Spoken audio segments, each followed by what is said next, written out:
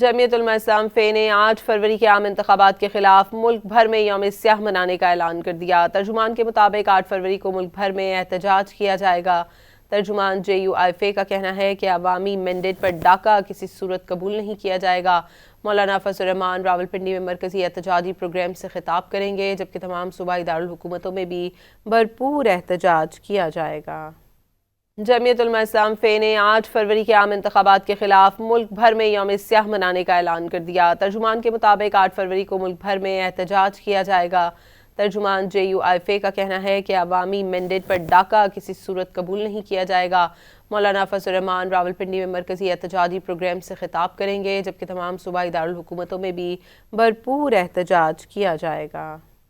جمعیت علماء اسلام فے نے 8 فروری کے عام انتخابات کے خلاف ملک بھر میں یوم سیاہ منانے کا اعلان کر دیا۔ ترجمان کے مطابق 8 فروری کو ملک بھر میں احتجاج کیا جائے گا۔ ترجمان JUI کا کہنا ہے کہ عوامی مینڈیٹ پر ڈاکہ کسی صورت قبول نہیں کیا جائے گا۔ مولانا فضل الرحمان راولپنڈی میں مرکزی احتجاجی پروگرام سے خطاب کریں گے، جبکہ تمام صوبائی دارالحکومتوں میں بھی بھرپور احتجاج کیا جائے گا۔